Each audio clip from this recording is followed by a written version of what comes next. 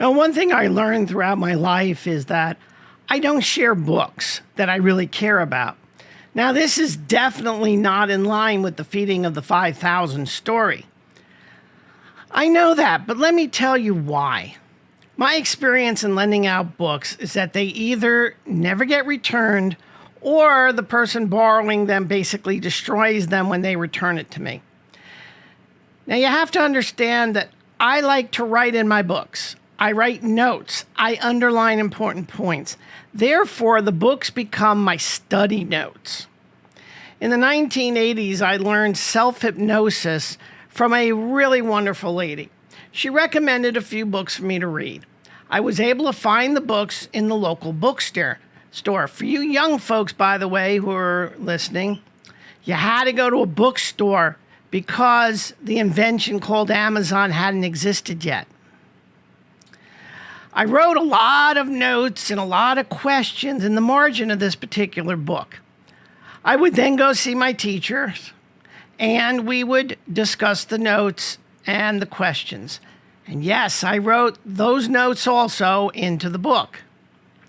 A new director of computer services was hired where I was working and told me that he was interested in self-hypnosis. So I helped him learn about the topic. He asked me if I had any books on the subject. Well, of course I did, and he asked to borrow one. Since this was a time before my book lending ban, I lent him a book.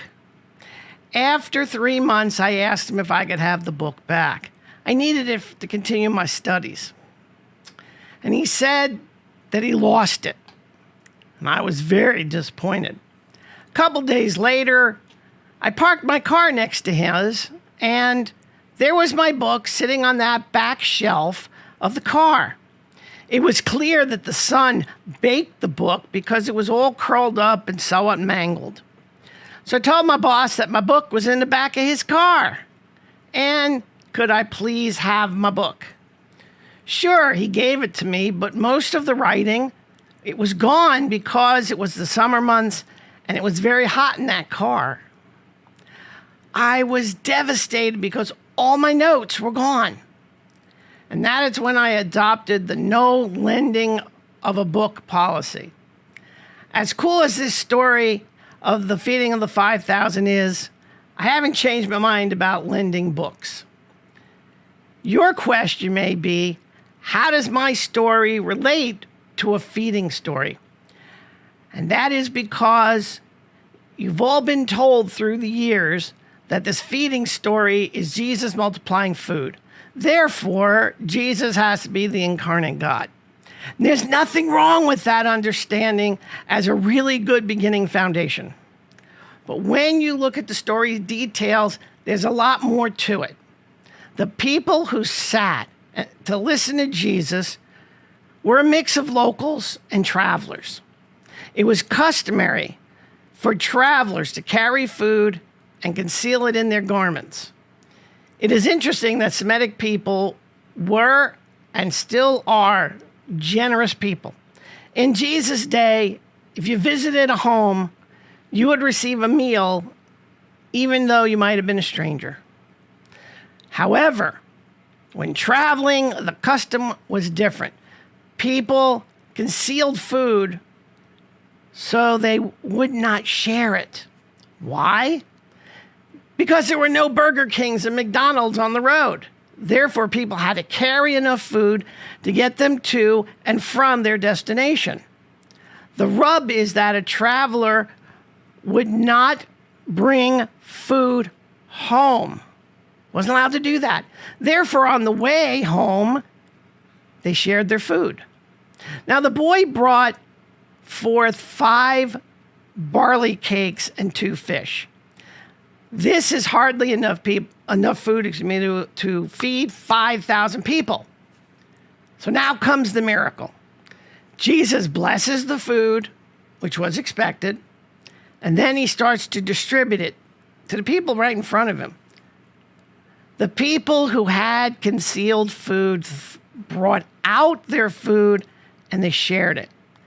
The miracle of the death of selfishness is the sign. Now, let's move to today. How generous are we? And that's a pretty ugly question to ponder, isn't it? Because our culture is so different than what it was in Jesus' day. We have to save money to retire, for example, if so desired.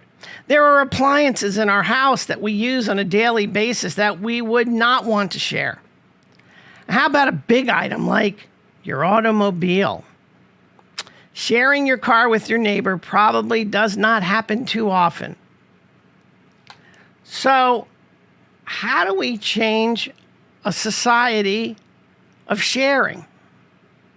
Or how do we change society to share is probably a better way to say it. I honestly don't know how we could emulate generosity like that little boy did. The other thing to note about this story is the type of bread the boy had. In the academic commentaries, no preacher I've ever heard who preached on this matter mentioned it. They don't talk about the bread. It was barley bread. This is the bread of the poor. So this boy not only shared his food, but he was lucky to have any food to share. He believed that the Lord would simply supply him his daily bread. So he gave his food to Jesus. Now, that's faith. So lesson number 2 is to examine your faith in the Lord. How strong is it? No one can tell you how strong your faith is.